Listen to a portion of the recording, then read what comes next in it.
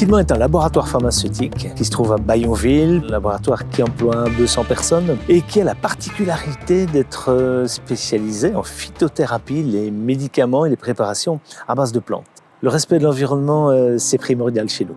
Alors d'abord parce que c'est lié à notre métier, on fait des préparations à base de plantes. Si l'environnement ne reste pas intact ou de bonne qualité, ce sont les matières premières qu'on aura du mal à trouver.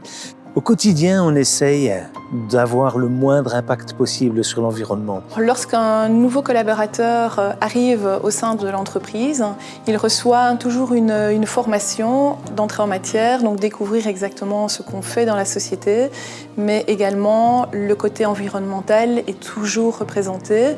Et donc, on va expliquer les habitudes de la société, comme par exemple le tri des déchets. On demande donc au personnel d'éteindre les lumières dès le moment où on sort de la pièce. On demande également de ne pas imprimer des mails si ce n'est pas nécessaire. Ou encore, on demandera d'éteindre les écrans de son PC lorsque la journée est terminée. On a mis en place le Citizen Day au sein de l'entreprise. Donc, ce Citizen Day permet aux collaborateurs de prendre une journée pour travailler dans une association, que ce soit donc dans un but sociétal ou environnemental.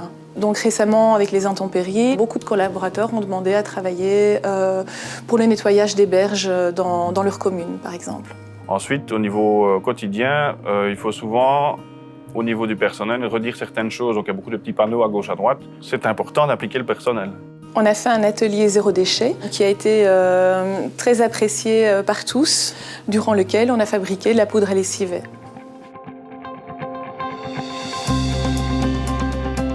Mais on essaye quand même, on essaie de faire de mieux en mieux, de consommer de moins en moins d'énergie, bien qu'on fasse de la croissance. Et tout ça, c'est compliqué à gérer. Donc dans le pharmaceutique, c'est d'autant plus vrai que le défi soit de taille parce qu'il y a des contraintes liées aux normes GMP notamment puisqu'on produit des médicaments. Et ça demande des contraintes environnementales non négligeables en zone de production.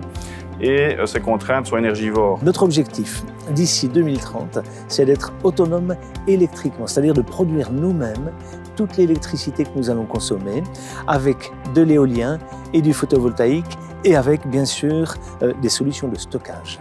Donc la première chose à faire, c'est de se faire accompagner par une équipe de consultance qui est experte dans le domaine pour avoir d'une part une photographie de ce qu'on consomme aujourd'hui et ce qu'on consommera demain et d'autre part pouvoir amener des solutions pour pouvoir produire cette électricité, cette énergie dont on a besoin.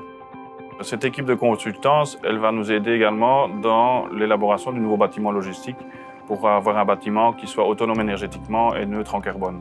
Alors, au niveau des panneaux photovoltaïques, on a actuellement environ 350 panneaux déjà en place et ici, on vient de signer pour 400 panneaux supplémentaires pour la production d'énergie ici aux zones Nord.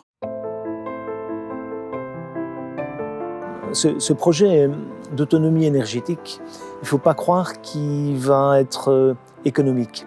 On va tellement investir que ce ne sera pas rentable pour nous, en tout cas à moyen terme.